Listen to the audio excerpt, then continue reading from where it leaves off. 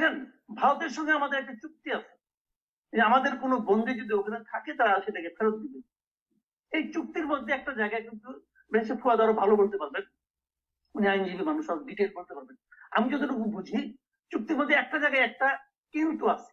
কিন্তুটা হলো, যদি আশ্রয়দাতা দেশ মনে করে যে তাকে ফেরত দিলে সে রাজনৈতিক প্রতিহিংসার শিকার হতে পারে, তাহলে তাকে তারা পাঠাবে না।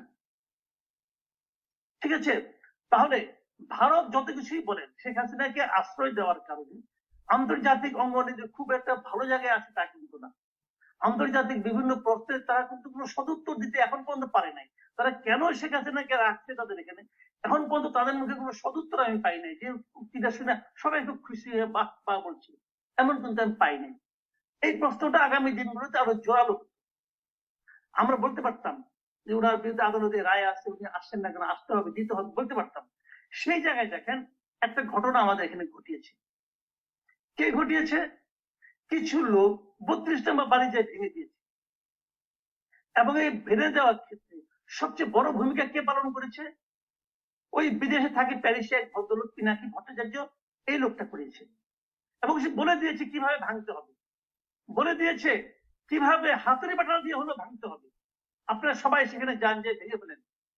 তারপরে এরই ধারাবাহিকতায় সারা দেশে ভাঙচুর চলেছে। আওয়ামী লীগ অফিস ভাঙচুর হয়েছে, বিভিন্ন নেতাদের বাড়িঘর ভাঙচুর হয়েছে। লাভটা কি হয়েছে? লাভটা হয়েছে এটা, আপনি শেখ হাসিনাকে ফেরত আনান না, ফেরত না আনতে পারা যে একমাত্র অপশনটা আছে, সেই অপশনটা তৈরি করে দিয়েছেন। কে তৈরি করে দিল? পিনাকি ভট্টাচার্য তৈরি করে দিল। এবং এটা তৈরি করে দিয়ে পিনাকি ভট্টাচার্য কার সুবিধা করলো? ভারতের সুবিধা করলো। এই লোক সারাদিন ভারত ভারত এমপি, ভারত এমপি, ভারত কথাবার্তা বলে। আসলে সে, আমি বলি, ভারতের একটা এজেন্ট।